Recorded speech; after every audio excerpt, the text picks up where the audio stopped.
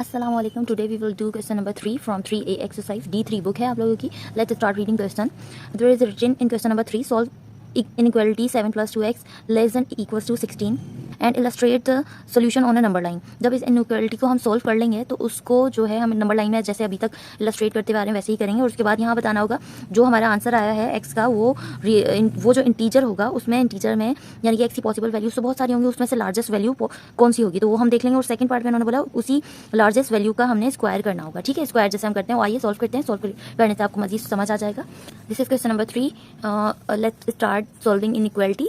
7 है तो 7 यहाँ खत्म करना है कांस्टेंट, तो हम क्या करते थे इसके साथ माइनस का 7 ऐड करते थे, इस साइड भी इस साइड भी। यानी कि सिंपली हमें करना क्या होता था, ये 7 है ना तो इससे प्लस नहीं हो सकता क्योंकि वेरिएबल वाला नंबर, इसको हम उस साइड ले जाएंगे। ये भी समझ सकते हैं आप, वरना बेसिकली हम करते क्या है -7 ऐड करेंगे तो यहाँ 7 खत्म हो जाएगा और यहाँ -7 इसमें माइनस हो जाएगा। तो मैं डायरेक्ट कर रही हूँ, यहाँ 2x यहीं बचा, इनइक्वालिटी को लगाते हैं और ये जो प्लस का 7 था इस साइड माइनस में लिख देते हैं। तो ये हो जाएगा 2x। इन दोनों को मजीद सॉल्व कर लेंगे विच मीन्स यहाँ आ जाएगा आंसर 9। अब x के साथ जो 2 मल्टीप्लाई हो रहा है तो हमें क्या करना है, इस 2 को खत्म करना है। मल्टीप्लाई वाला 2 खत्म करने के लिए इससे डिवाइड करवा देंगे, 2 इस साइड भी और इस साइड भी। लेकिन आप डायरेक्ट करना चाहें तो होगा क्या, x यहीं रहेगा और 9 भी यहीं रहेगा। ये मल्टीप्लाई हो रहा है तो इस साइड हम डिवाइड में लिख सकते हैं डायरेक्ट, वरना बेसिक तरीका जो है हम यहाँ भी डिवाइड करेंगे 2 से और यहाँ भी डिवाइड करेंगे, यहाँ वाला कैंसिल आउट हो जाएगा, यहाँ 2 बच जाएगा। मैंने यहाँ डायरेक्ट कर लिया है। तो अब क्या करेंगे, इसको मजीद सॉल्व कर लेते हैं।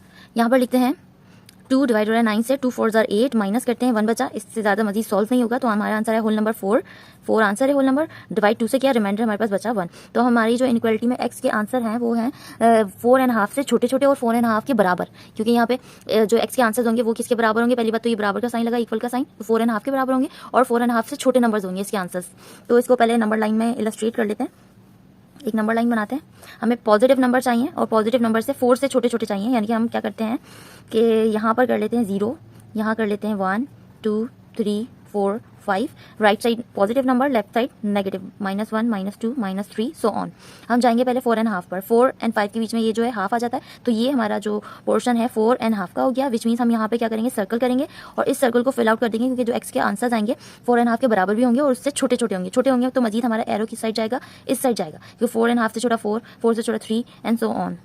तो ये नंबर लाइन इलस्ट्रेट हो गई। इसके बाद जो इन्होंने फर्स्ट पार्ट कहा था कि जो एक्स के आंसर्स आए हैं इसमें से सबसे ग्रेटर नंबर कौन सा होगा, तो सबसे ग्रेटर नंबर 4 ही होगा, क्योंकि इंटीजर्स जो होते हैं सारे वो पॉजिटिव या नेगेटिव हो सकते हैं और जीरोस भी हो सकते हैं, बट यहाँ पे होल नंबर इंटीजर्स को ही कंसीडर करते हैं। यहाँ पे ये 4.5 होल नंबर नहीं है तो हाफ हटा देंगे। हाफ के बाद जो यहाँ पे सबसे बिग नंबर जो दिख रहा है हमें 4 ही दिख रहा है, तो यहाँ लिख सकते हैं largest possible value of x is 4। ठीक है, अब सेकंड पार्ट, ये तो फर्स्ट हो गया, इसी का सेकंड पार्ट में उन्होंने पूछा था जो लार्जेस्ट वैल्यू आई उसका हमें परफेक्ट स्क्वायर निकालना है। तो perfect square of x is which means 4 किसका स्क्वायर होगा, 2 का। ठीक है, तो ये हमारा आंसर आ गया इसका सेकंड पार्ट।